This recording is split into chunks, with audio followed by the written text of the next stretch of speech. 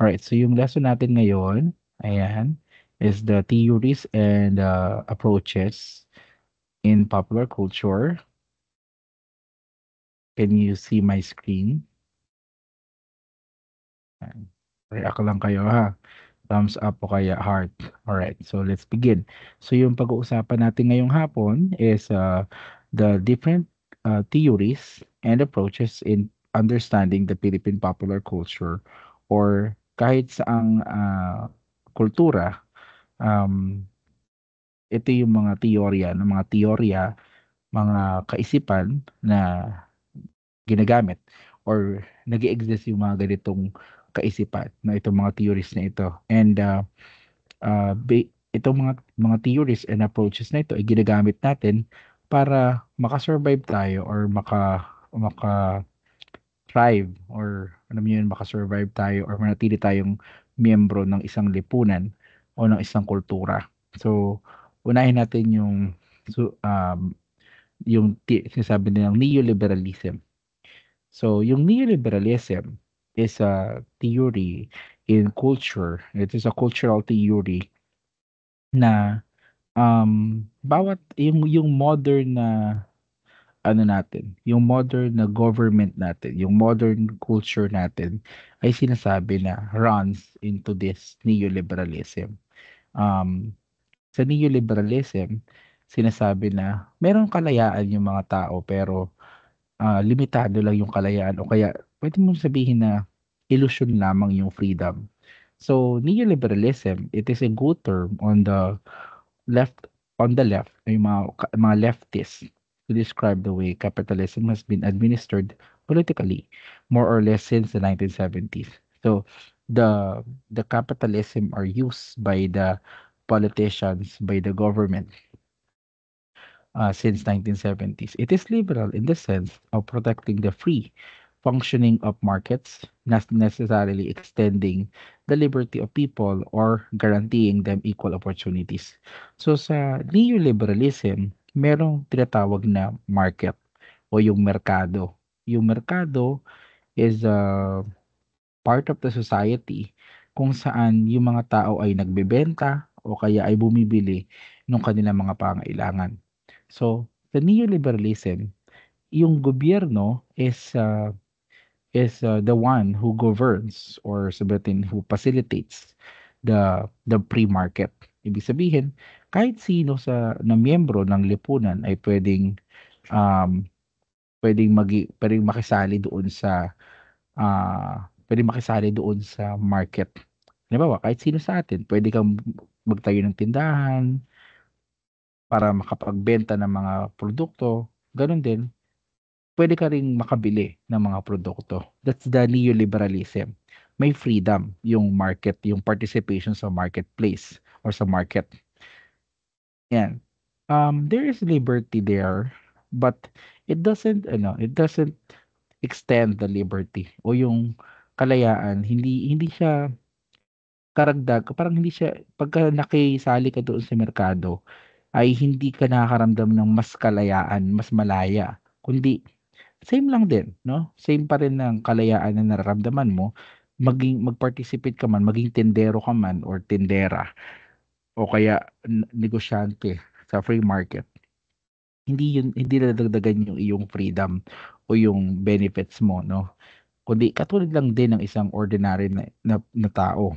But um meron din tinatawag na yung it doesn't guarantee the equal opportunities. Ibig sabihin, bagaman malaya tayo na mag-participate doon sa market, magtinda o kaya ay bumili ng mga produkto, ay meron pa rin hindi pa rin equal yung opportunity. Kasi kung ikaw ay may kakayanan, saka ka lang nagiging malaya doon sa free market. Naintindihan niyo? So ganun yung neoliberalism. Kailangan meron kang kakayanan na mag-participate doon sa merkado, doon sa pagbebenta, sa bilihan, sa palengke para makapag-participate ka. Bagaman meron tayong kalayaan, pero meron pa rin hindi equal yung opportunities. So the neoliberalism is the government intervene through social policy. Bakit nga ba hindi pantay-pantay yung opportunity na naibibigay doon sa mga tao, no, sa neoliberalism, doon sa free market, but hindi nga ba pantay-pantay? Dahil yan sa social policy. No, yung government, meron silang mga polisiya, mga batas, mga ordinansa, mga social policy sa madaling salita, mga kautusan na ini-implement nila ito dun sa mga tao to maintain the original price signals. Ibig sabihin, yung gobyerno, yung nagtatalaga ng halaga ng mga bilihin. Pag sinabi ng gobyerno na ang halaga dapat ng bigas ay 50 pesos pataas, yung mga tao walang walang magagawa kundi sundin 'yon. Or else tatanggalan sila ng freedom to participate doon sa ating free market. Naintindihan niyo? Kaya doon nagkakaroon ng hindi pagkakapantay-pantay ng opportunity kasi kung halimbawa ikaw ang kaya mo lang i-provide ay, 40 pesos lang 'no, 40 pesos lang na bigas yung kaya mong bilhin, hindi ka makakabili kasi ang tinakda ng gobyerno ay 50 pesos, eh. So, hindi equal yung opportunity. So, during the times of necessity, the government should implement social policies to maintain the control to the people and the market. So, laging gano'n, no? May sa lahat ng pagkakataon, meron ng ini-implement na social policies yung gobyerno and kapag dumating yung pagkakataon na nangangailangan, halimbawa ay merong climate o merong calamity, state of calamity, 'no, nabubuksan or nag-i-implement ang, gobyerno ng additional social policies to maintain the control of the people and the market. 'Di ba, dito pumapasok yung kahalagahan ng pagde-declare ng state of calamity dito sa Pilipinas. Kapag kayong isang bayan o isang lugar ay nasalanta ng bagyo. Bakit? Kasi kapagka dineclare yung state of calamity, yung mga pondo ng gobyerno na nakatalaga para sa emergency or yung emergency funds na tinatawag, mau-open yun at pwedeng gamitin ng gobyerno para matustusan yung pangailangan ng mga tao doon sa kanilang nasasakupan, 'no?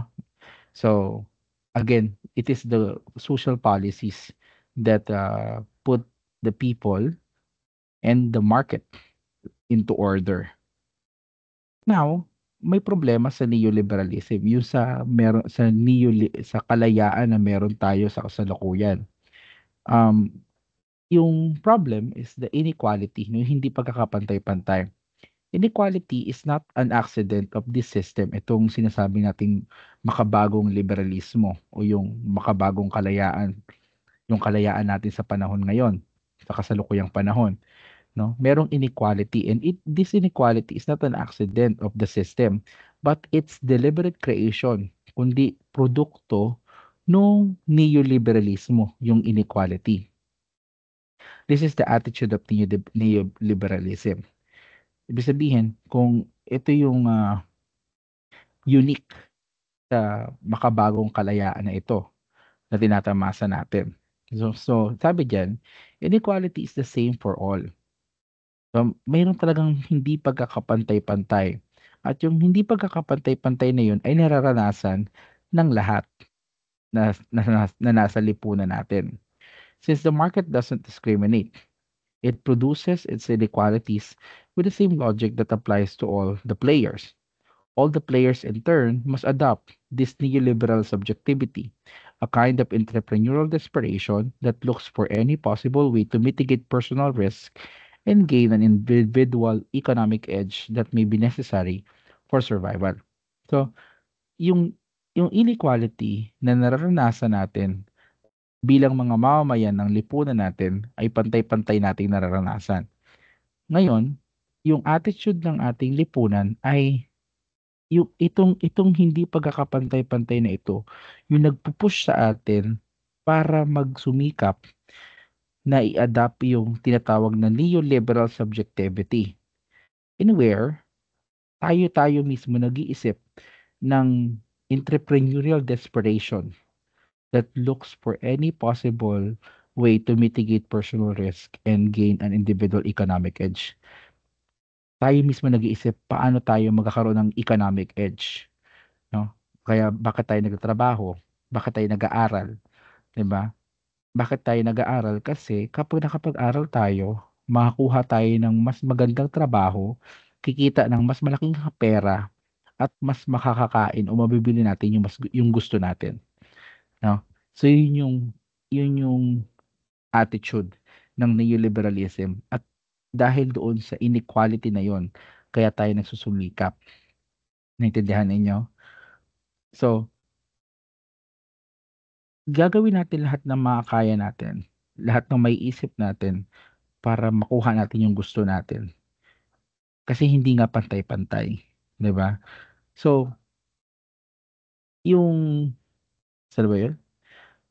Diyan pupunta yung sinasabi ni neoliberalism, that neoliberalism ties the rationality of the government to the rational action of individuals to an artificial created form of behavior. An artificial arranged liberty in the entrepreneurial and competitive behavior of economic rational individuals. And the NL or the neoliberalism creates its own notion of freedom. So meron tayong nararamdamang kalayaan, okay? Pero hindi talaga lubusang kalayaan 'yun. Bakit? Kasi yung gobyerno may control pa rin sa atin, 'di ba? Um, Meron silang policies na kailangan nating sundin at 'pag hindi natin sinunod 'yun, puwede tayong makulong o kaya matanggal sa atin yung freedom na 'yon. And, and disseminate it, subjects internalize it and regulate themselves in accordance with the society one must live. So, in the criticism of and challenges of the neoliberalism, isa dun sa problema sa neoliberalism is yung merong inequality at yung inequality nito ay palawak ng palawak yung gap, widening inequality. The economic growth benefits the wealthy more than the poor. 'Di ba nga sabi natin, kung lahat tayo ay hindi pantay-pantay, may hindi pagkakapantay-pantay. The more you have, the more you are capable to participate in the free market. Kung marami kang pera, kaya mong bumili ng gusto mong bilhin. Kaya mong, magtinda ng kaya mong itinda. Mas marami kang kayang itinda 'pag marami kang pamuhunan, 'di ba? Ngayon, dito sa sistema ng neoliberalism ay lumalawak yung gap nung mahirap at yung mayaman. Yung mahirap dahil hindi niya kayang ma-afford yung pamumuhay sa lipunan natin, lalo siya naghihirap hanggang sa sabihin natin mamatay. Parang gano'n yung konsepto. Hanggang sa matuluyan na lang mamatay kasi wala na, hindi naman niya kayang bumili ng pagkain dahil, wala siyang economic edge. Yung mayaman naman, lalo siyang yayaman ng yayaman. Bakit? Kasi yung pera niya, bukod sa nabibili niya na yung pangangailangan niya, meron pa siyang sobra na puwede niyang magamit pamuhunan at pang-participate doon sa, ah, market natin. Naintindihan niyo? So, yun yung problema sa neoliberalism. Yung kalayaan ay hindi talaga lubusan at napakalawak na nung inequality. Napakalaki na nung inequality. Yung isa pang problema is the job insecurity. Siyempre, lahat nga tayo susumikap no na magkaroon ng economic edge. Ayan, kaya yung iba sa atin pumapasok doon sa mga contractualization o yung mga contractual na format ng trabaho kung saan, hindi natatapos ang 6 na buwan, hindi sila nare-regular, pero pinababayaan lang nila kasi kaysa naman wala, 'di ba? So, contractualization and wage stagnation harm workers. Yung contractualization, hindi siya nagdudulot talaga ng kabutihan doon sa mga tao. Bakit? Kasi yung benepisyo na natatanggap dapat ng tao ay hindi niya natatanggap dahil kulang yung panahon na iginugugol niya sa isang kumpanya. Pero wala siyang magawa kundi kailangan niyang mag-follow dun sa policy na yon, sa pagiging contractual kasi kaysa naman wala siyang kitain at wala siyang maipambili ng kanyang pagkain. Yung sahod din niya hindi rin puwedeng lumaki yon kasi yung sahod ay, nakaakibat or nakadugtong doon sa trabaho natin. Kapag ikaw ay na-promote, saka lamang tataas yung iyong sahod. So, nagkakaroon ng wage stagnation. And of course, yung yung pangatlo is the public welfare neglect. Kung titingnan natin ng maigi, the essential services like healthcare, education, and housing remain expensive and inaccessible to most of the people in the society or to most of the people who are participating in the market. Okay? Naintindihan niyo yung neoliberalism? Okay. So these are the applications of neoliberalism in the Philippines.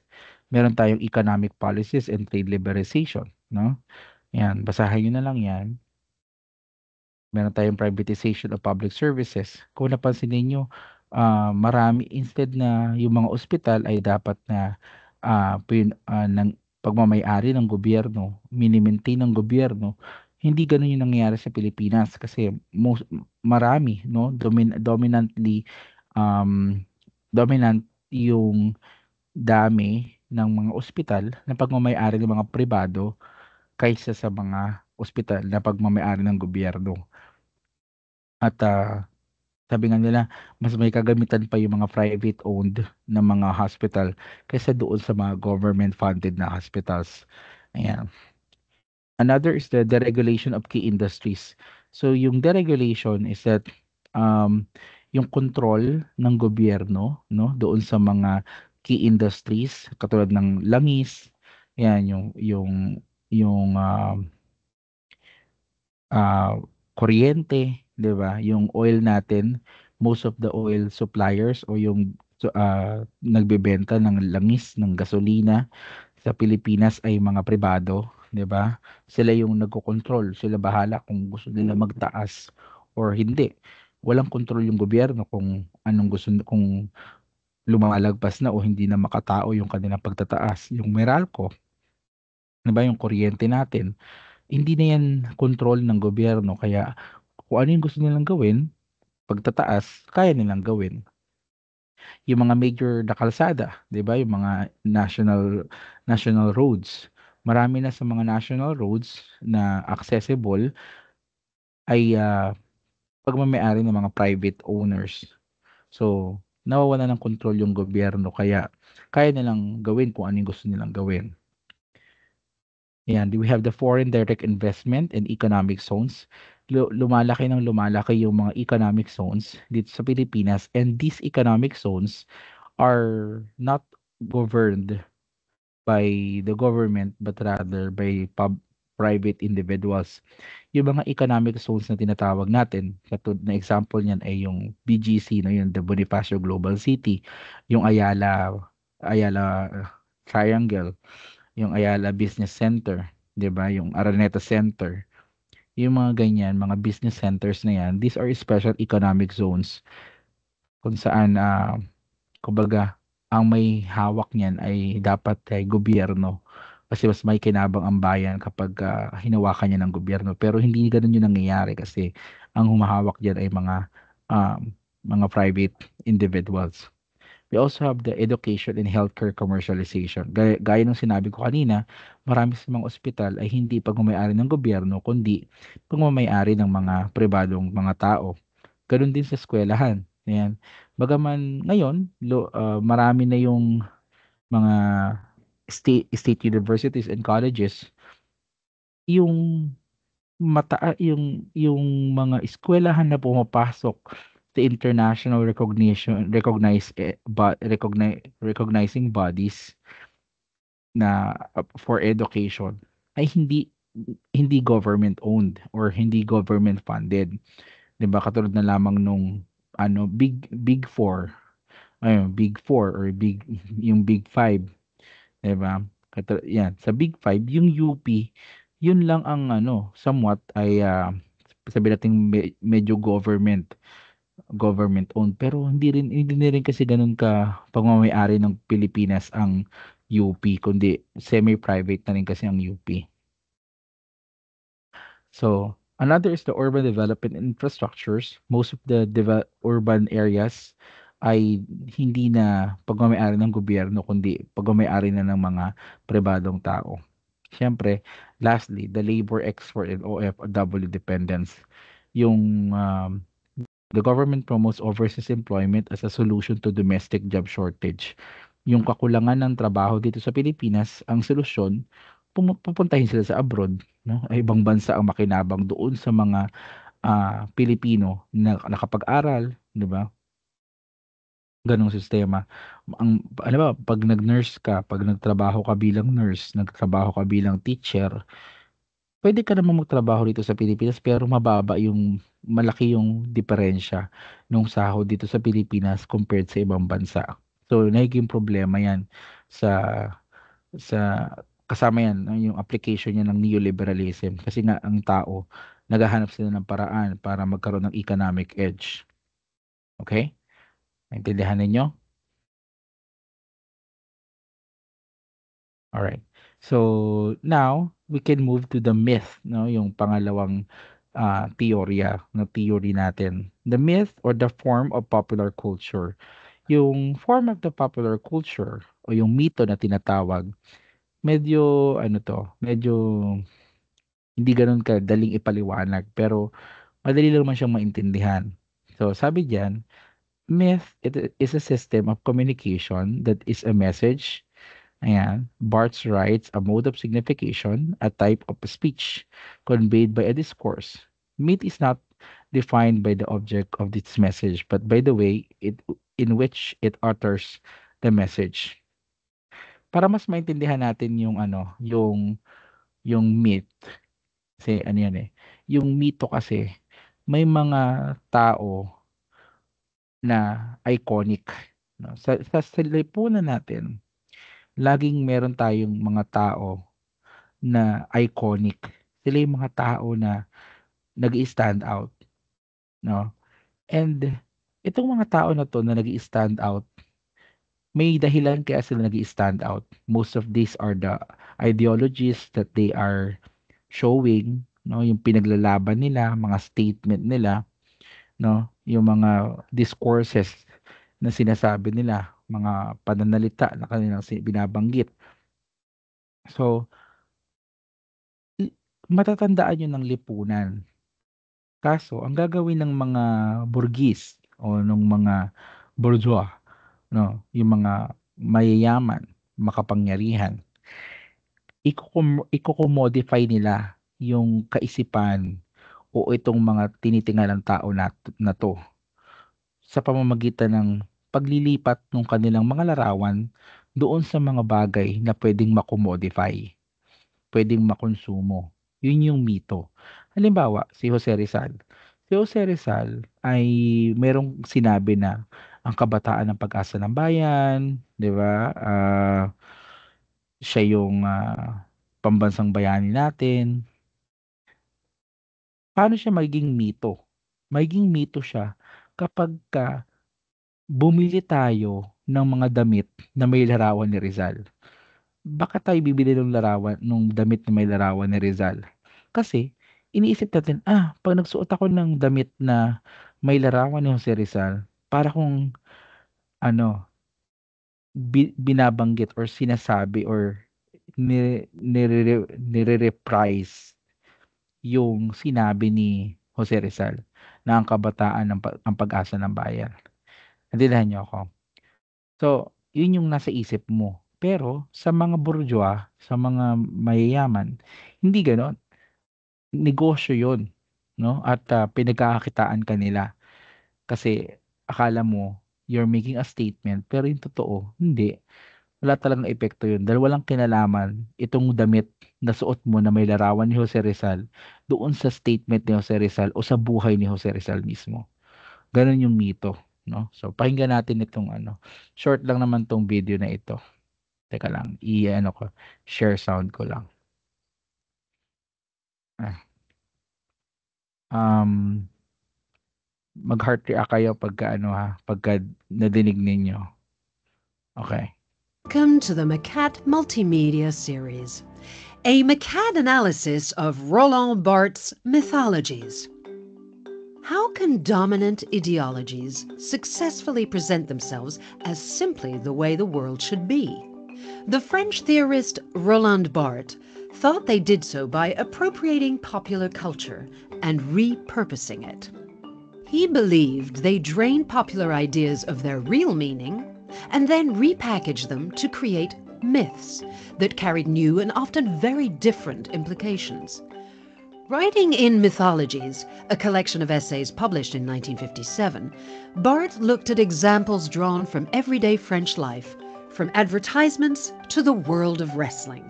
His aim was to show that images, which he called signs, were stripped of meaning when they were removed from their proper context. The result, he thought, was the spread of a uniform, unthreatening, and above all, bourgeois ideology, a comfort blanket of myth that might be cozy and reassuring, but could easily prove stifling. To understand what Barthes meant, consider the iconic image of a charismatic revolutionary. What did he really stand for? How has he been depicted in popular culture? And what does his iconic image represent today? Barthes argues that the signs that society projects onto our revolutionary bear very little relation to his actual qualities. The reality was that he was willing to kill to achieve political aims, and that the state he helped to forge was more repressive and less free than his public statements might suggest. Stripped of this context, though, his image becomes a sign with other uses. It can exploit consumers' eagerness to identify with qualities that they believe symbolize youthfulness, rebelliousness, hatred of authority. Companies that exploit the image, Barthes explains, introduce a second-order signification, a new myth, one that symbolizes something different. It's an image drained of real meaning, one that no longer refers to the revolutionary's real beliefs. Before long, the famous photograph is appropriated to sell all sorts of products, t-shirts, beer, even washing powder. So when Sophia goes to a shop and buys a t-shirt with our revolutionary's face on it, she thinks she's making a statement about her individualism, rebellion, and anti-capitalism, when in truth, the image is now a capitalist commodity. By buying the t-shirt, she buys into that conformity. It's a sort of rebellion her bourgeois society is happy to live with. Popular culture has taken a real person whose real ideas posed real danger and turned him into an image which, Barthes would point out, has been safely reinvented as myth. Roland Barthes' writings have had a huge influence on the ways that critics seek to deconstruct and examine meaning. A more detailed examination of his ideas can be found in the McCad analysis. All right. So, yun. Naintindihan niyo yung ano, yung myth, 'di ba? So, merong unang myth which is yung nagiging icon, Welcome to the yung nagiging icon yung isang imahe, no? And then, anong gagawin ng mga bourgeois? Ang gagawin nila is pagkakitaan nila yon, gagawin nilang commodifiable yung imahe, 'di ba? So, akala natin ay we're making a statement, 'di ba? Kapag ginamit natin yung mga larawan na yun, pero yun pala ay nagko-conform lang tayo doon sa mga ideya na ginawa nung mga mayayaman. Halimbawa na, the Philippine application of myth in FPJ. Ayan. Siguro si um, FPJ, hindi nyo kasi ganong kilala si FPJ kasi bata pa kayo, no? At namatay si FPJ 2016. Tama ba? 2006, 2017, around that time. Yung ideya ay si Fernando Po Jr. ay ano ba to? Para siyang superhero ganoon sa kanyang mga palabas na pinagbibidahan, tagapagligtas, ayan, meron siyang larawan, 'di ba? Na later on ginagamit 'yun ng mga bourgeois para ah, magkaroon ng making a statement. Kaya siya pinatakbo bilang presidente nung time na 'yon. So, ayan, natalo si Fernando Po Jr. Kapag tinignan ng maigi, marami sa mga politiko natin yung nanggaling sa pagiging artista na yung kanilang role ay bayani, gano'n, tagapagligtas, 'di ba? Parang ganyan. Halimbawa si Lito Lapid, Bong Revilla, 'di ba? Ang Panday, 'di ba? Si Robin Padilla, Bong Revilla, Robin Padilla, ayan. Yung kanilang mga role doon sa kanilang mga palabas ay tagapagligtas. So yun yung myth na ginawa, na yung unang myth. Then nagkaroon ng second mythological signification na ginamit yung mga larawan na yun para tumakbo sila bilang politiko at wrapping that with covering them with those images na ito si Robin Padilla, ano yan, ganito yan, 'di ba? Para siya sa mga Muslim, para siya sa mga mahihirap. 'Di ba? So iboto natin siya kasi ipagtatanggol niya yung mga mahihirap, ililigtas niya yung mga mahihirap kapag naging senador na siya. Ganong image. So nagkaroon ng second, and people are buying that, no? Kinonvert nila yung imahe ni Robin Padilla ng mga politiko na mga artista, no? Yung imahe nilang tagapagligtas, naging ano yun, naging myth yung ganong itsura, yung kanilang larawan. Kaya binenta nila sa mga tao, at yung mga tao naman binili yung ganong kaisipan. Kaya binoto sila para maging politiko. Ganun yung konsepto. We have here, no, yung pangalawa example ko, no, the Twice. Yan. So, ito yung Twice, yung grupo ng K-pop group ng Twice. So, they have songs, they have music, they sing, they dance, 'di ba? Then, anong ginagawa ng mga bourgeois, nung mga mayayaman, nung mga makapangyarihan? They convert the images and the the statements that these actresses or performers are vibing, tas ginagawa nilang commodifiable. Gaya nung sapatos, 'di ba? 'Pag ikaw ay bumili ng sapatos na ganyan, 'di ba, cherry pink yung binili mo, you are a fan of Gio, 'di ba? Pagka French blue, kay Mina. Naintindihan niyo 'yun? 'Pag bumili ka nun, ang iniisip mo, "Ay, idolo ko si Mina. Oh, gusto ko si Mina ng Twice. Kaya ito yung bibilhin ko." Akala mo you're making a statement, pero yung reality,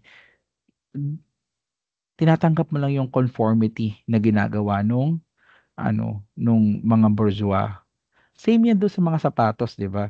O si Michael Jordan. Si Michael Jordan, magaling na basketball player, 'di ba? Anong ginawa nung mga bourgeois? Gumawa sila ng sapatos, 'di ba? Nung Nike na shoes, 'di ba? Nike na shoes, Air Jordan, 'di ba? Ikaw naman pagka si ang suot-suot mo Air Jordan, akala mo kasing galing mo na rin mag-basketball si Michael Jordan, 'di ba? 'Di mo alam, bobo ka pa rin pagdating sa basketball, 'di ba? Mahina ka pa rin, 'di ba? O halimbawa, ano ka, nagmo-Mobile Legends ka, 'di ba? Bibili ka skin sa Mobile Legends. Akala mo kinalakas mo 'yon, 'di ba? Akala mo lumakas ka na maglaro ng Mobile Legends. Hindi, bobo ka pa rin, weak ka pa rin, 'di ba? Kasi nga nagko-conform ka lang doon sa conformity ng bourgeois, 'di ba? Akala mo hindi na bibili skills, 'di, joke lang. Pero nage-gets niyo yung point ko. Gano'n yung myth, gano'n yung mito na tinatawag. Sa lipunan natin may mga tao, individual, kaisipan na dominante at influential, at kino-convert 'yon ng mga bourgeois, ng mga mayayaman into something commodifiable and business oriented, 'no? Puwedeng magamit or puwedeng makonsumo, mabili, maibenta sa mga tao, 'yan. Jose Rizal, 'di ba si Jose Rizal, larawan ni Jose Rizal, binabago nila, nire-reimagine nila si Jose Rizal into something commodifiable so that people can commodify it, purchase it, use it, 'di ba? And making them believe that they are making statement when in fact walang statement na nangyayari. You're just conforming doon sa negosyo ng mga mayayaman, ng mga bourgeois. Okay? Oh, move tayo sa kasunod. And so much more in terms of religion, artists, ideologies, heroes and being a Filipino, 'di ba? Pagka ikaw Pilipino, dapat ang ano mo, ang damit mo, 'di ba? Pag ikaw nakadamit ka ng ganito, parang pinapakita mong Pilipino ka. Ikaw, akala mo nagmumukha kang you're making a statement pero hindi talaga. Okay? So, let's move on the next one. Ayan, hinga muna. Aura. Ayan, aura. Si aura, hindi ito yung ano ha, dito si aura na ano ha. Ayan, si aura, aura and the effect of mass production in art, to art. So, according kay Walter Benjamin, um, si Walter Benjamin, he aims to assess the effects of mass production and consumption in modern technology upon the status of the work of art, as well as their implications for contemporary popular arts or popular culture. Benjamin argues that the work of art acquired an aura which attested to its authority and uniqueness, its singularity in time and space, as a result of its original immersion in religious rituals and ceremonies. Ito yung sinasabi ni Walter Benjamin. Ang sinasabi ni Walter Benjamin, any original artwork, anything na gawang kamay, no, any form of art, sining, lahat ng sining na gawa ng kamay, gawa ng tao, meron siyang aura, meron siyang aura, meron siyang feel, meron siyang vibe, meron siyang something na nire-release, no? And that something is the determinants of its uniqueness, no? Authority. Sa madaling salita, um, pinaghirapan kasi natin yung isang bagay. So, pag pinaghirapan mo yung isang bagay, it will create aura. 'Di ba? Parang halimbawa, naglaan ka ng oras doon sa bagay na yun, sa paggawa ng bagay na yun. Naglaan ka ng panahon, 'di ba? So, gumawa ka yung ritual, no? Ayan, results of its original immersion in religious rituals and ceremonies. Pero kasi pinaglaan mo ng pagod, ng pawis, ng dugo, yung sining na yon. So, it will release or it will parang maglalabas siya ng aura, ng pakiramdam, 'di ba? Ayan. Kaso, ang sinasabi ni Walter Benjamin, when we reproduce it, no, when that artwork na originally created by hand or created uh, solely, no, mag-isa lang siyang ginawa at ni-reproduce ito ng makinarya ng modern technology, nawawala yung aura na yon. No, nawawala yung aura na yon. Nakapunta na kayo ng ano? Nakapunta na ba kayo ng National Museum? Kung nakapunta na kayo ng National Museum o kaya sa isang museo, try niyong ano, obserbahan yung isang painting doon na original na painting na sinasabing isa lang yon sa mundo. 'Di ba pagka tiningnan mo yung isang painting, halimbawa yung Spoliarium, titigan mo ng maigi yung Spoliarium ni Juan Luna, 'di ba? Pag tiningnan mo yun, mamamangha ka eh, 'di ba? Wow, ang ganda, grabe. Ang ganda, grabe yung detalye, paano ginawa ng tao 'to, 'di ba? You have those questions and that is the aura. Yun yung aura, no, uniqueness niya. Ngayon, kapag ni-reproduce yun, it will become available for many more people. Mas maraming tao yung mas makakakita ng bagay na yun. Pero yung pakiramdam, either bawas na o wala na, 'di ba? So, the more an art is being reproduced or mass produced, yung aura ay unti-unting nawawala o nababawasan. Yan yung sinasabi niya na every original copy has an aura. And when mass produced, it decays. Yung pakiramdam na yun, yung something na nakakamangha, na something na pwede mo sabihin kakaiba doon sa original artwork na yun, it will decay. Yan. Mawawala yun, pero ang kagandahan naman in ano, in contrast or in return, doon sa decaying ng aura, it will become available to more people, 'di ba? So the ritual value of the work of art is replaced by its exhibition value. Not only do film and photography show us things we never have seen before or realized existed, they also change the conditions in which they are received. Mechanical reproduction of art changes the reaction of the masses towards art by allowing them to participate in its reception and appreciation. The new popular arts are more accessible to more people and afford them a role in their critical evaluation. Halimbawa, concert, 'di ba? Nakapunta na ba kayo ng concert? Nakapanood na ba kayo kahit isang beses ng concert? Kahit yung ano lang, yung parang open mic lang na performance. Imagine niyo, balikan niyo sa pag-iisip 'yon, 'no? Kayo ay nakaharap sa isang concert. Kayo ay nasa isang concert. 'Di ba, yung performance sobrang nakakamangha, 'di ba? Wow, wala na kapagka idol mo yung ano, yung nagko-concert, 'di ba? Yung feeling na iba. Yung pakiramdam na yon, i-compare mo kung halimbawang pinapanood mo lang yon sa isang recorded video o kaya live stream. Imagine niyo, yung concert na yon, pinapanood mo lang sa isang live stream. Yung pakiramdam ba pareho? 'Di ba hindi? Magkaiba, sobrang malayo. Kasi wala na yung aura. Ayan. Nagiging ano na siya, nagiging replaced by its exhibition value. Yung perspective mo, nandoon ka sa concert, yung perspective mo, yung feeling mo, yung overall experience mo, iba. Kasi nandoon ka eh. Kapag nasa likod ka na ng cellphone mo, nasa likod ka na ng telebisyon, at nanonood ng concert, hindi mo na experience yun. Experience na lang yun ng cameraman, experience na lang yun ng director, no experience yun ng ibang tao at hindi mo karanasan yun. Yun yung tinatawag na exhibition value.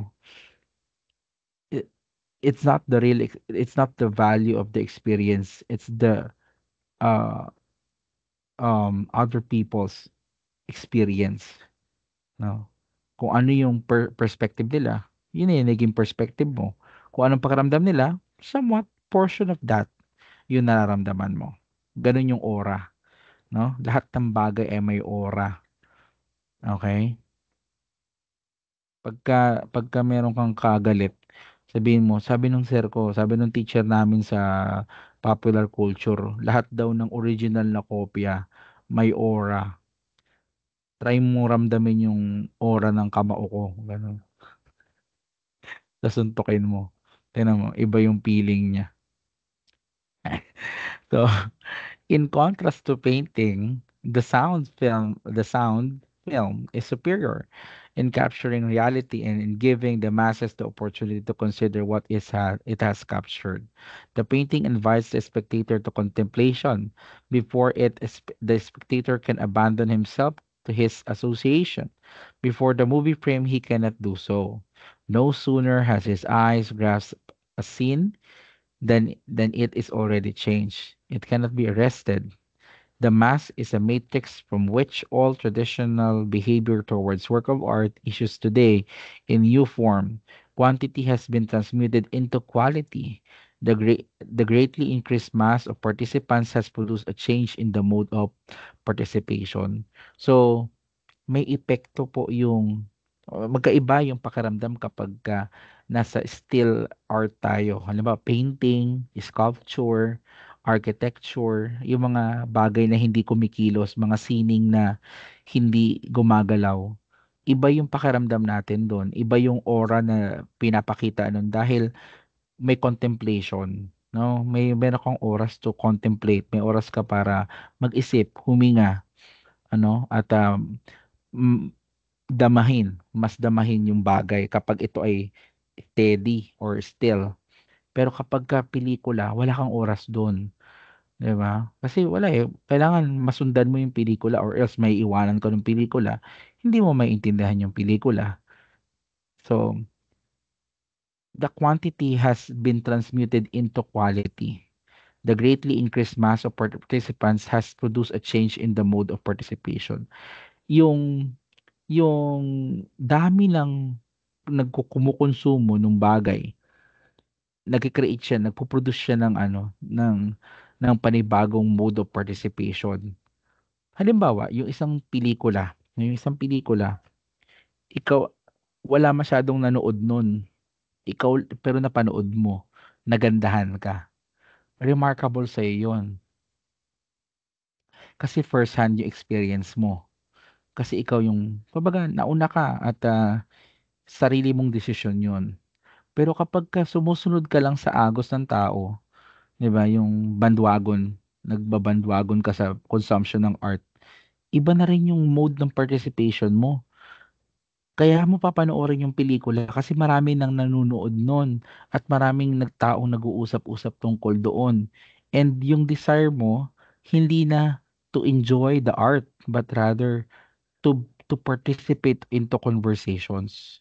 Nagets niyo ako?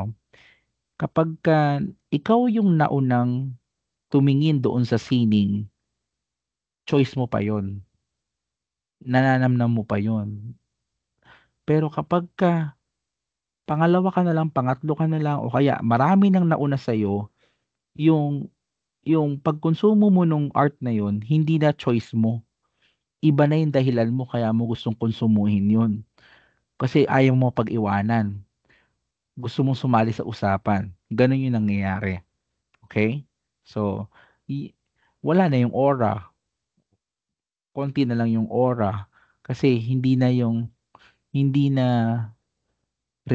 mo na nai-enjoy yung ritual or yung efforts nung tao na gumawa doon. Kasi mass produced na siya. Okay?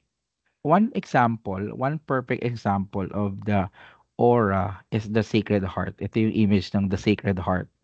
So the first concentrates on the best known representation, the small painting. The Sacred Heart, the original Sacred Heart, is a small painting designed in 1767 by Pompeo Batoni and the Jesuit Domenico Maria Saverio Calvi for the Rome's Church of the Gesù, no? So painting siya na para dito sa Church of the Gesù. Ngayon, ang nangyari sa kanya, people take a picture of that artwork. Yan, and film it and show it to many devotee. So, ang nangyari, hindi, parang ano na, naging common na lang sa atin yung larawan ng The Sacred Heart. Pero pagka nakita mo siya in person, meron siyang kakaibang pakiramdam, meron kang ibang mararamdaman. Yun nga yung aura na meron siya. So, ayun. So, this is very similar to the comic icon superheroes and the life stories of people being captured by photography and film. When an original artwork is being photographed or filmed and mass-produced or shown to many people, yung kanyang aura ay nagde-decay. Pero, nagiging available siya sa maraming tao. Okay? Naintindihan nyo? Ano? Kaya nyo pa ba? Tuloy pa ba natin?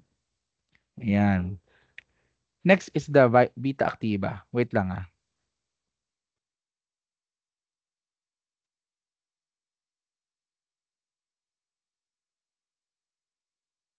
Saglit lang.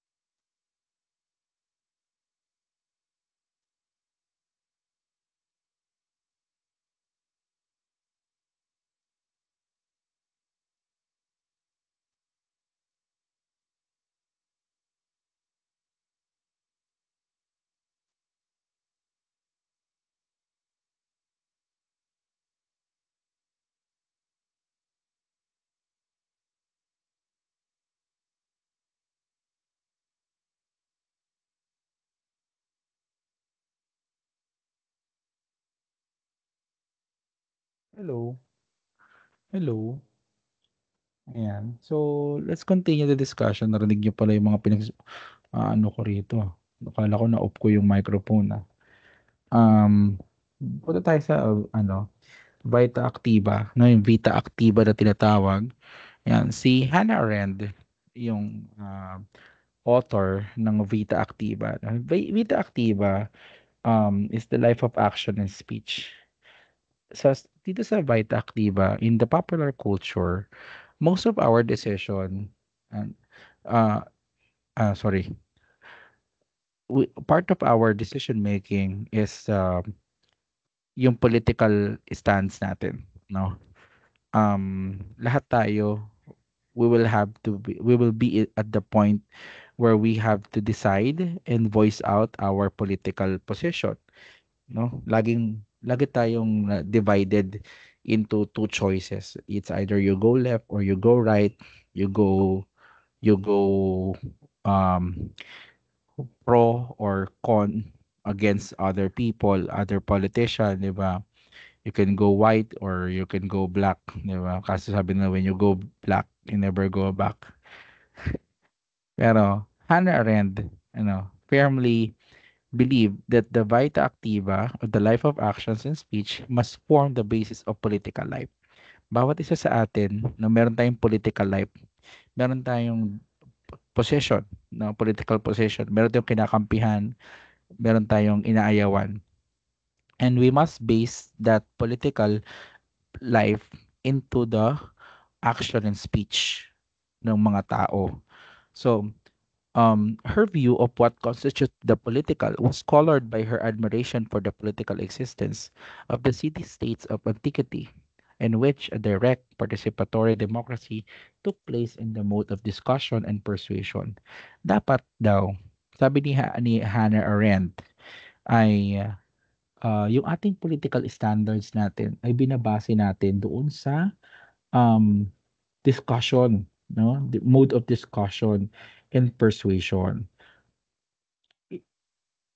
From this, she developed her notion that politics comprised the doing of great deeds and the speaking of immortal words, much after the style of a great statesman such as Sir Winston Churchill. Ganito kasimple yan.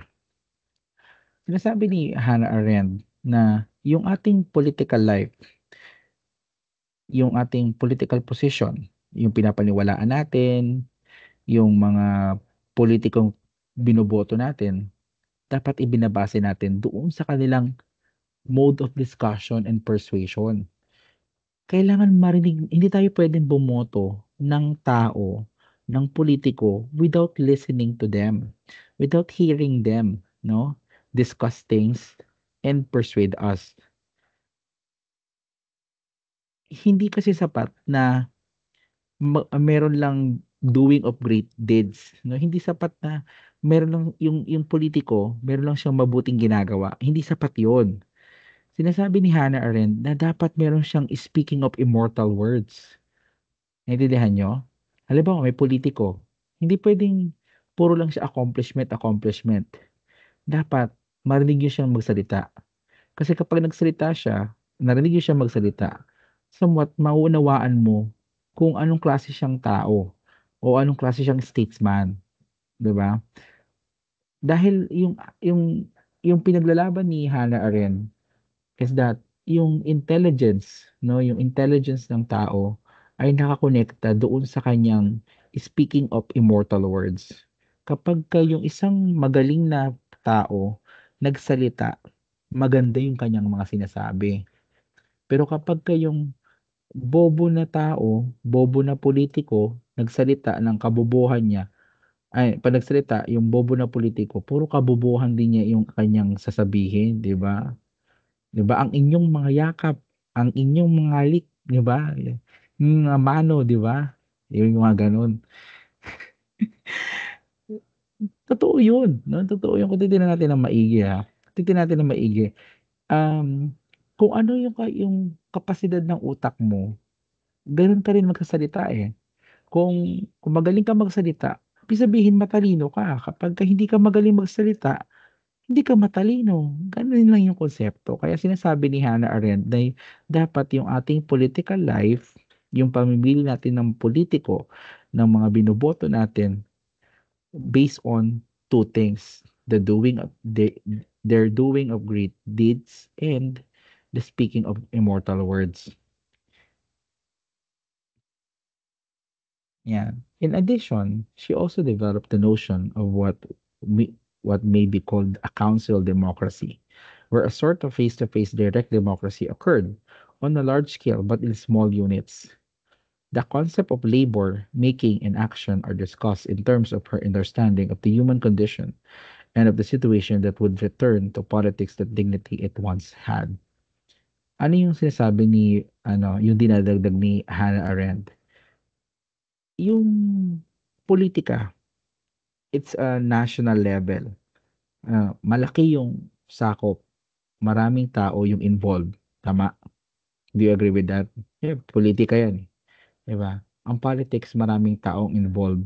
But the council, we call it the council of democracy, na where a sort of face-to-face direct democracy occurred on a large scale but in small units.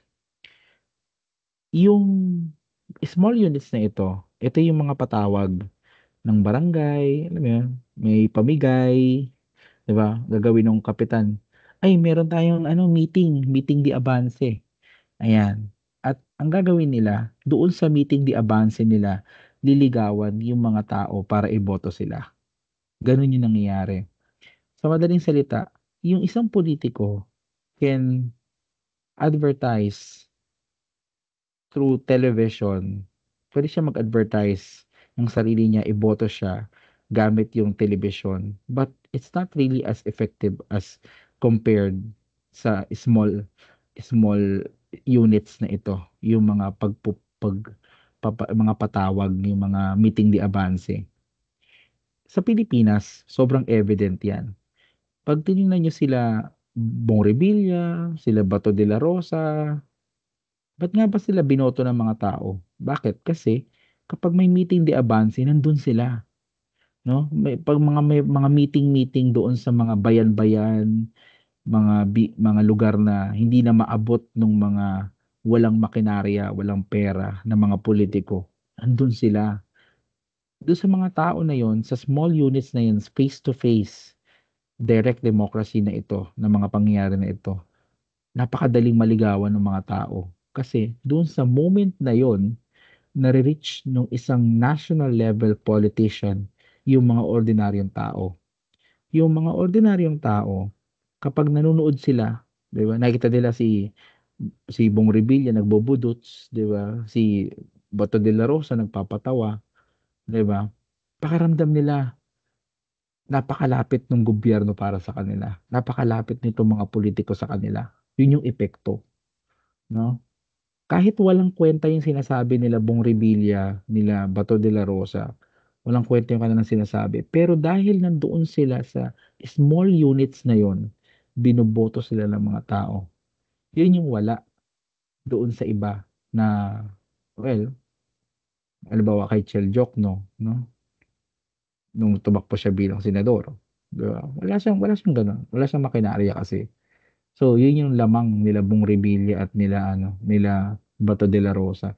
Kaya nilang maabot yung mga pinakamabababang uri, mahihirap na mga tao sa Pilipinas at magmukhang tanga sa harap nun, 'di ba? Bumaba doon sa level ng mga tao na yun. Binoboto sila, 'di ba? So,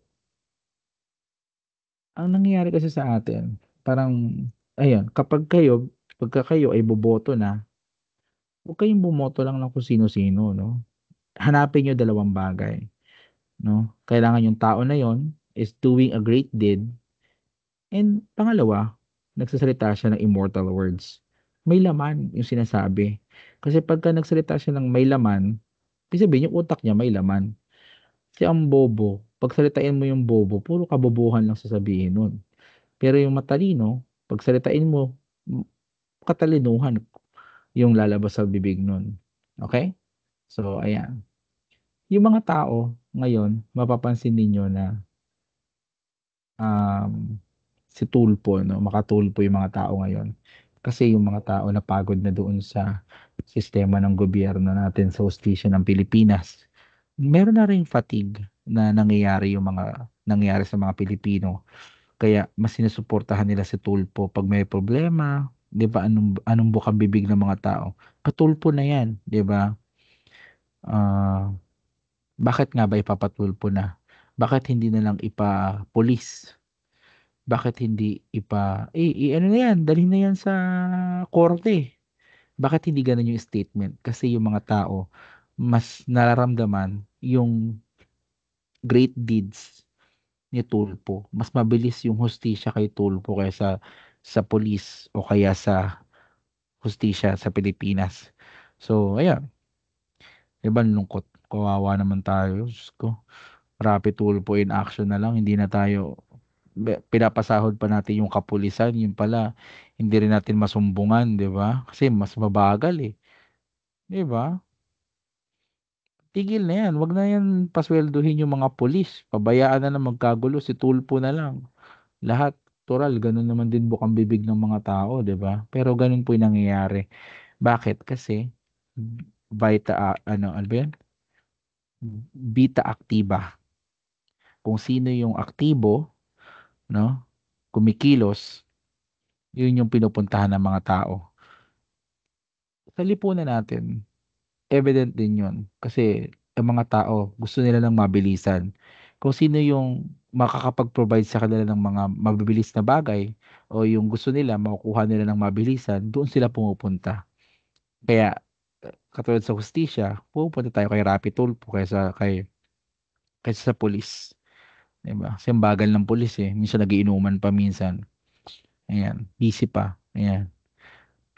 Anyway, so let's move on dun sa pangatlo, ay pang-apat na pala 'to. After ng simulacra, pastiche na tayo. Don't worry, hanggang 5:00 naman yung klase natin kaya okey lang 'yan. So, Simulacra, ayan, by Jean Baudrillard. Simulacra by Jean Baudrillard is, may simulacra and simulation.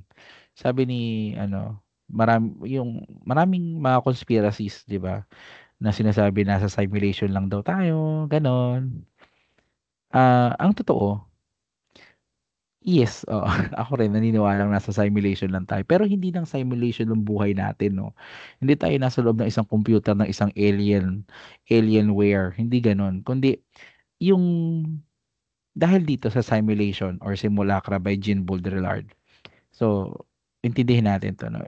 Simulacra and Simulation is a book written by French philosopher Jean Baudrillard and published in 1981. It is primarily concerned with the role that images play in contemporary society and the way that reality is mediated by these images. So, yung lipunan natin ay, may perspective. Tayo ay may perspective, but our perspective are based on the simulation and simulacra. Iyon yung mga imahe na pinakita sa atin, 'di ba? Baudrillard introduces the concept of the hyperreal. Ito yung hindi katotohanan, pero it's a distorted reality, yung hyperreal, illustrating it through references to a wide range of cultural products, from advertising and architecture to cinema to universities. So ano ba yung simulacra na sinasabi? Yung simulacra is that ito yung mga images na ipinapakita sa atin, and the more we are exposed to these images, nagre-retain yun sa isip natin and become the basis of our perception.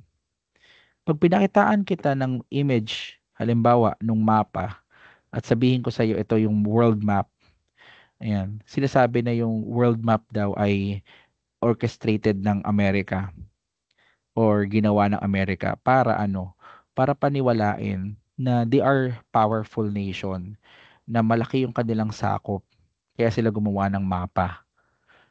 Gano'n yung konsepto, 'no? Kasi nga naman kapagka pinakitaan kita ng mapa at nakalagay dun sa mapa, ito yung lawak ng aking pamunuan, dami ng aking mga mamamayan, puwede mong paniwalaan yun at may epekto sa'yo yun, 'di ba? So, ganun din yung ano, yung idea ng simulation and simulacra, that the images that we see are orchestrated by the ano yung authorities, no, yung mga authorities, yung mga Illuminati ganun, yung mga Freemason, ayan. Sila yung nagpalabas ng mga imahe, at yung mga imahe na yon ay naging base ng ating perception, 'di ba? So we live in the simulation. Yung simulation na sila yung nagplano. Halimbawa, yung konsepto ng ano, yung konsepto ng kaseksihan. Yan, yung pagiging sexy, 'di ba? Ano ba yung konsepto natin ng pagiging sexy? Pagka ikaw ay sexy, pagka sexy yung tao, anong nasa isip mo? 'Di ba babalikan mo yung mga images na nakita mo, 'di ba? Na sinabing nilabel as ito yung sexy, 'di ba? Ang tanong, totoo ba 'yun? Totoo bang 'yun yung imahe ng kaseksihan? 'Di ba hindi? Pwede nating sabihing hindi, kundi simulation lamang. So Baudrillard opens with a quote that's supposed from the Ecclesiastes: "The simulacrum is never what hides the truth. It is truth that hides the fact that there is none." Walang totoo, no? Wala yung reality or yung truth is said to be socially constructed. Yun yung simulacra and simulation. He then proceeds to describe a great empire which, as its territory expanded, devised a map which was so precise in scale and detail that it eventually becomes confused for the actual geography. Yan. It was only meant to represent it. In other words, the map become the empire. Diba? So, naintindihan niyo yung point ko nung simulacra and simulation. Yung simulacra and simulation are the images shown to us, and these images are not true but socially constructed. Pinili, hinimay, no, pinili at pinakita sa atin para paniwalaan natin at maging basihan ng ating pananaw at pagtingin sa mundo. So, by series of images shown to us through television, through social media, nabubuo natin yung hyperreal. Yung hyperreal, sabi diyan, Baudrillard argues that today such simulations have escalated to a point where they now compose our understanding of reality. He calls this as the hyperreal, a representation so realistic that it cannot be distinguished as a representation but is stated as reality. Yung images na nakikita natin are not representation but become reality. Halimbawa yung ano, 'pag nanood ka ng pelikula, 'pag nanood ka ng pelikula at meron dun karakter ng ano, meron dun karakter ng hindi, nanood ka ng pelikula, merong bomber doon sa pelikula. Ano yung itsura ng bomber? 'Di ba parang ano, parang Arabo, 'di ba? Ganun yung mga napapanood mong pelikula, 'di ba? Kakapanood mo ng ganung pelikula, ganun na rin yung pananaw mo. Pag merong Arabo, tingin mo may magpapasabog, 'di ba? Naano niyo ako. Yan. Eh, pag tinaas yung kilikili nun, sabog na eh. Hindi, joke lang. Pero yung point ko, kakapanood mo ng pelikula, kung ano yung napapanood mo ng pelikula, akala mo ganun din. 'Di ba? Ito, halimbawa, nanood ka ng Final Destination. 'Di ba? Nanood ka ng Final Destination. Tapos, doon sa Final Destination na panood mo, may mga bakal. Tapos ngayon, nasa kalsada ka, nakita mo yung katulad, yung truck na ganun, may daladalang bakal. Di ba iniiwasan mo yun?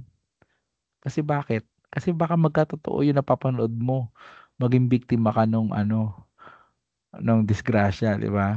So, ganun yung nangyayari sa atin. Yung pinapanood natin, yung mga imaheng nakikita natin, nakakaapekto yun sa pananaw natin. At pagtingin natin sa realidad. So, yung isang example dito ng hyperreal. In order to illustrate the difficulty of determining the real from the simulated, alin yung alin yung totoo at alin yung peke. Halimbawa, the truly ill person, yung totoong may sakit na tao, ayan, the truly ill person may simply lie in bed, not exhibiting any symptoms. Kung talagang may sakit yun, nakahiga na lang yun. Wala nang kilos yun. Nakahiga na lang siya. Kasi, di ba nga, may sakit nga eh. Malapit nang mamatay eh. Di ba? Pero, may pretender, no? Yung pretender. A pretender may purposely, pwede niyang sadyain na mag-exhibit siya ng symptoms by which doctors would diagnose or treat the illness. Halimbawa, may dalawang nakahiga, 'di ba? Yung isa, grabe yung sakit, hindi na kumikilos, nakahiga na lang. Yung isa naman, magpe-pretend siya na meron siyang sakit. Ang gagawin niya, i-exhibit niya yung mga symptoms. Sa tingin nyo, sino yung unang pupuntahan ng doktor para gamutin? Yung walang symptoms kasi sobrang may sakit na siya at nakahiga na lang siya, o yung nagpe-pretend na malubha na yung kanyang sakit kasi magpapakita siya ng mga sintomas. 'Di ba yung pangalawa? Ganun yung nangyayari.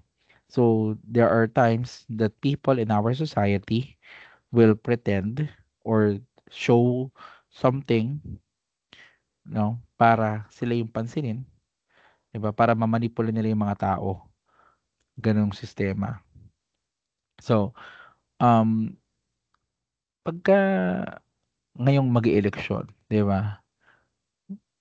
Kapagka mag-eleksyon, napansin ninyo yung mga naglalabasan yung mga ginawa nung politiko, 'di ba? Ay, ito yung mga napagawa ko, ito yung mga ano ko, mga naipatayo ko, 'di ba? Bakit gano'n? Kasi kailangan nilang i-showcase yung simulacra, maipakitang gumagawa talaga sila, 'di ba? Pero kung talagang gumagawa sila, kahit hindi nila yun ipakita, makikita yun ng mga tao, 'di ba? Gano'n yung sistema ng simulacra and simulation, na yung mga ibang tao sa lipunan natin sinasadya na magpakita ng mga images, distorted images, mga manipulated images to change the perception of the people. Intindihan nyo? Okay pa ba kayo? Gusto nyo kape? Meron dito tasa ng kape, umpog ko sa inyo. Gusto nyo? Ayan. Okay. So, nagets nyo yun? Nagets nyo yung point ng simulacra? Tandaan nyo yung mga tao magpapakita ng larawan, di ba? Pag ikaw, nanliligaw ka, you will put the person that you love into simulation. Ito yung buhay. Kapag ako yung tinanggap mo, pag ako yung tinagot mo, ako yung ginawa mo, anong gagawin mo, 'di ba? Regaluhan mo ng mga bulaklak, regaluhan mo ng mga ng tsokolate, bibigyan mo ng mga regalo para ano, to simulate yung buhay sa piling mo, 'di ba? Pero yung totoo doon, hindi naman talaga yun yung totoo. Bakit? Araw-araw mo ba bibigyan ng bulaklak yan pagka kayo na mag-asawa? Ako, may asawa na ako, oo, 'di ba? Mm. Minsan ko lang bigyan ng tsokolate yung misis ko. Lalo na ngayon, mag-asawa na kami. Hindi ko na siya binibigyan ng chocolate. Mag-asawa na kami. 'Di ba? Naintindihan niyo ako. Ganun 'yun pagka para manloko ka, magpapakita ka ng mga imahe, ng mga larawan na makakapagkumbinsi sa kanya, 'di ba? Simulation. Okay? So, ganun din yung ano natin, yung pinag-uusapan natin. Yung lipunan natin ganun din. Yung mga politiko, magpapakita sila ng mga larawan, mga kaya nilang magawa, mga pangako nila, 'di ba? Para ma-simulate yung yung gobyerno na kapag sila yung pinuno. Ganon. Okay? So, um, Baudrillard delineates the order of symbols into four successive bases. Ayan. Baudrillard's theory is especially relevant in the digital age, where media, social networks, and hyperreality blur the lines between truth and fiction. Memes, AI-generated content, deepfakes, and virtual realities all functions in the realm of simulacra, often detaching completely from any original references. So pag-usapan natin yung yung apat na order of symbols ng simulacra. Yung una is yung yung reflection. So yung reflection is the first order of symbols. Sa reflection, in this space, this is the faithful copy, the original copy. In this space, the symbols or images are direct reflections of reality, accurately representing the original. Okay? Ang example niya is a painting of a real landscape or photograph of an actual person. Okay? In the real world analogy, early religious icons, classical paintings, or documentary photography aim to faithfully depict the world as it is. So, yan yung reflection. Yung bago ka makapanloko, bago ka makapanloko, kailangan pakitaan mo muna ng faithful copy. Ito ko, di ba? Pag nanliligaw ka, pinapakita mo muna yung totoong ikaw, di ba? Pag naliligaw ka, o kaya may naliligaw sa'yo, pinapakita niya muna kung sino siya. That's the reflection. Next is the mask. After niya ipakita yung kung sino siya, hindi naman niya ipapakita yung kabuuang sino siya eh. Ipapakita niya lang yung mga positibo, mga mga good appearance na tinatawag, a good appearance, mga good part of him, 'di ba? Ang gagawin niya, yung mga hindi maganda at hindi possible na hindi mo magustuhan, itatago niya yon o kaya imamask niya na tinatawag or the perversion of reality. Kapag kabawas na yung realidad, perversion of reality na yon. Here, the symbol starts to distort reality but still acknowledges the existence of an original. This phase recreates an illusion of reality but modifies it, changing some aspects while maintaining a reference to the real. Yan. Examples niya are propaganda images that exaggerate reality or Renaissance art that idolizes the human body rather than portraying it exactly. And then, in the real world analogy, we have the Photoshop enhanced celebrity photos that make people look flawless but still resemble their real selves. Look at the image of Marian Rivera here. 'Di ba? Ano yung minas sa kanya? Ano yung tinago sa kanya or binago sa kanya? Hindi na ito yung original copy. Hindi na ito yung faithful copy. Bagaman si Marian Rivera yan, pero may portion sa kanya na hina-hide or binabago, ini-edit. That's become the mask or the second symbol of simulacra. Balik tayo dun sa manliligaw mo o kaya sa panliligaw mo. No? Kung ikaw yung naliligaw, pinapakitaan mo siya ng maganda tungkol sa iyo. Ikaw yung nanliligaw nanunuyo. Pinapakita mo yung mga good about you. And then, tinatago mo yung mga hindi ganun ka-pleasing na part ng personality mo. Tama? Ikaw ba pagka naliligaw ka, siga-siga ka ba? 'Di ba hindi? 'Di ba bait mo? Yan. So, by doing that, by hiding the unpleasant, nagka-create ng panibagong bagay, which is the illusion or the pretending to be faithful copy. Yung pinapakita mo doon sa nililigawan mo is hindi ikaw na totoo, kundi ikaw pa rin, pero merong tinago, merong binabawasan, merong inaalis, creating an illusion na ganun ka. Akala mo, yun ka talaga, pero hindi illusion lang yun. Kasi nga, yung totoo, meron ka pa rin, tinatago eh. Naintindihan nyo? So, illusion is the pretending to be a faithful copy or the cover-up. The symbol no longer directly refers to a real-world object but pretends to do so.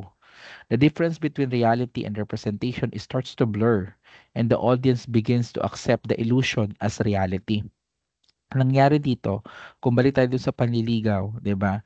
Ikaw, ang pinapakita mo yung positive about you, yung good things about you, hiding the negative things about you, living that creates the illusion.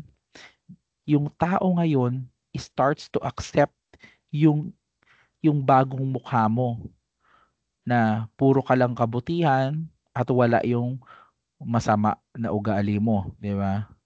Naintindihan nyo? So that creates an illusion. So example of that is the theme park like Disneyland. Sa Disneyland, walang ano doon, walang totoo doon. Bakit? Kasi yung mga lugar doon artificially created lang and designed artificially, no, para mag-appear as real and immersive or masaya, 'di ba? Yung isa pa example niya is the reality TV shows. 'Di ba? Yung PBB, sasabihin nila, ay ano 'yan? Yung tunay na ugali nila, yung tunay na pagkatao nila yung pinapakita diyan. Pero totoo doon, hindi nila tunay na ugali 'yon. It's heavily scripted, then marketed as real life. Hindi talaga 'yun yung kanilang mga ugali. Kasi may editing pa rin doon. Meron pa rin kumbaga, meron pa rin pinipili, meron pa rin binabago. 'Di ba? May tinatago, may iniiba doon. Kaya it's heavily scripted. Nakakasunod kayo? Punta na tayo doon sa full simulacrum. Yung simulacrum is the creation when people believe the illusion and conform to that, it results to pure simulacrum, where no relation to reality. At this stage, symbol exists independently with no reference to reality. Ayan. The distinction between real and fake is meaningless because the image itself is the new reality. Bago na siya. No? Ito na yung katotohanan. Halimbawa ako bilang lalaki, no? Tapos nag-asawa na ako. So, niligawan ko yung aking asawa nung hindi pa kami mag-asawa, 'di ba? So, pinapakita ko yung mga good things about me. Ayan. Hina-hide ko yung mga hindi pleasing sa akin. And then maniniwala siya doon. So he will believe the simulation, the illusion. She believes the illusion. Ayan, yung Ednel na puro mabuti lang at walang kasamaan. Ngayon, mag-asawa na kami, ito na yung pure simulacrum. Bakit? Hindi ko na binalikan pa eh. Yung mga tinago ko, kinalimutan ko na. 'Di ba? Yung mga tinago ko, hindi ko na pinakita ulit. So, ito na yung bagong reality. Naintindihan nyo? So, yung illusion, pinamuhay ko na. Kaya, pure simulacrum na yung estado. So, the distinction between real and fake is meaningless because the image, yung bagong image na to, is the new reality. Okay? So, the virtual influencers like Lil Makila, who have no real-world counterpart but exist as celebrity online. In the real world analogy, there are social media personas that are carefully created and bear no resemblances to how people actually live. Ganun na yung nangyari. Sa pure simulacrum. Totally, purely scripted. Di ba? Walang totoo doon. Kaya, ngayon, yung mga tao believes na nag-exist yung mga ganyan. Okay? Intindihan nyo? Nakasunod pa ba kayo? Yan. Okay? So, alam nyo na yun. Basahin nyo na lang yan. We have the different yung categories yung into three orders, yung natural order during the agricultural time, primary mode, yung imitation of reality. We have the productive order, ayan, and the simulation order. Basahin niyo na lang yan. Ito ay nakadepende doon sa ating yung era, nung agricultural era, more of natural order lang yung nangyayari. So, imitation and counterfeiting, the age of optimism. And then, nung nagkaroon na ng industrialized era na tayo, industrial revolution, nagkaroon ng mass production. So, nagkaroon ng productive order where the energy and force is the age of machines and expansion. And now, we are in the information age, no? Now is the simulation order where the information and models is the age of the cybernetic play and total control. Okay? So, sabi ni Baudrillard, no, ano ba yung conclusion ni Baudrillard? Ah, is it the end of the reality? So, Baudrillard argues that in the third order, yung ngayon na meron tayo, the simulation order, we no longer need the real world. What matters is the circulation of images, models, and signs. Uh, this leads to what we have right now, where the politics becomes performance. Napansin niyo ba yung politika natin ngayon parang egoy-egoy na lang, 'di ba? Parang joke-joke na lang, 'di ba? Performance na lang, batuhan ng putik, 'di ba? Gano'n na lang yung ano ngayon eh, yung politika ngayon wala na dun sa kanilang kung ano ba talaga yung mga lawmaker natin hindi na sila gumagawa ng batas, parang nagbubudots na lang sila, 'di ba? And the entertainment replaces reality. Puro na lang happy-happy. Wala ng realidad na mahirap talaga ang realidad. And people live in a self-contained loop of simulations. Okay? So, ayun. Yan. Last na to, pastiche. Pastiche is the last one. Gusto nyo pa ba ituloy natin to? Heart react naman kayo dyan. Wala rin naman kayong choice. So, Pastiche by Frederick Jameson. So, Frederick Jameson's concept of pastiche refers to the imitation and replication of styles without a deeper meaning, often seen as a defining trait of postmodernism. Unlike parody, which mocks or critiques its source, pastiche simply mimics past styles without irony or historical context. We have popular cultures that sole purpose is to mimic myth, aura, and so on.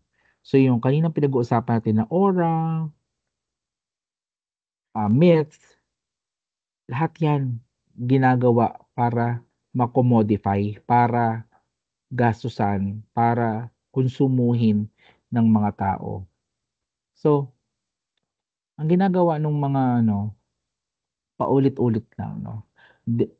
They replicate style without deeper meaning. Walang lalim. Walang lalim na gusto silang iparating. Hindi nila kini-criticize, basta nire-reproduce lang nila, mina-mass produce nila para ano, for maximum consumption, para konsumuhin ng maraming tao. That's the pastiche. So examples of pastiche in Philippines media and entertainment. There are many Philippine TV shows, films, and music heavily borrow from Western styles. Hiram lang, galing sa K-pop, ay, ingat, galing sa K-pop, 'di ba? Mga pelikula galing Hollywood without necessarily critiquing them. Local superhero films and teleseries mimic Hollywood aesthetic but often lack original or critical storytelling. The rise of P-pop, 'di ba? Meron tayong P-pop, Philippine pop music, which mirrors K-pop structure, 'di ba? Yung structure ng tugtugan, ng kantahan, nung sayawan, K-pop, paano mo sabihin P-pop? Dapat nagtinikling na lang sila para P-pop, 'di ba? Pero yung style, yung music production, lamang pa rin sa Korean, 'di ba? Korean style, ganyan. So, halimbawa si Coco Martin, yeah. Si Coco Martin is a pastiche of Fernando Po Jr., no? So, yung style ni Fernando Po Jr., ginagaya lang ni Coco Martin. Without critiquing FPJ, 'di ba? Wala eh, gusto niya na magnegosyo lang eh. Gusto niya bilhin siya eh. Yung mga tagahanga ni FPJ noon, ngayon, tagahanga na ni Coco Martin. Yung mga humahanga kay FPJ noon, na edad noon, ngayon humahanga na kay Coco Martin. Yan. Yung mga programs na galing sa ibang bansa. Yan. We have the architecture and urban design. No? Modern Filipino architecture often copies Western and classical European designs without considering the local historical and cultural context. Pinipilit nilang maglagay ng ano, ng European aesthetic dito sa atin. Eh, wala naman tayong snow, 'di ba? 'Di ba? Naintindihan niyo yung mga bahay natin. Yung mga bahay natin, western yung design. Well, in fact, yung western walang bagyo masyado. dito sa Pilipinas maraming bagyo, 'di ba? Hindi kino-consider yung cultural context, political and cultural discourse. Some Philippine festivals and attractions imitate foreign themes to appeal to tourists, 'di ba? Kung tinignan mo ng maigi yung mga tourist spots natin dito sa Pilipinas, 'di ba? May ano na may foreign themes. Sabi, para kang nasa Maldives, pero nasa Pilipinas ka lang. 'Di ba? Nasa Maldives, parang feeling mo doon nasa Maldives ka. Feeling mo nasa Vietnam ka, pero nasa Pilipinas ka. Puro gano'n. Ba't gano'n? 'Di ba? Para mas appealing do'n sa turista, sa mga tao. Maramdaman nila na para na sila nag-abroad, pero hindi naman talaga, 'di ba? Ayan, ayan, the implications. Ano ba yung implications ng pastiche? It reflects colonial mentality, where foreign styles are valued over indigenous cultures. It creates a sense of detachment from historical identity as culture is consumed as style rather than as a meaningful narrative. And it reinforces hyperreality, where representations of culture are more influential than real historical and social conditions. Okay? Sabi diyan, Jameson argues that pastiche is a significant aspect of postmodernism, which he sees as a cultural logic that emerged in response to the conditions of late capitalism. Puro lang ito ay itong pastiche ay response natin sa capitalism. Parang para makanegosyo tayo, para kumita tayo ng pera, no?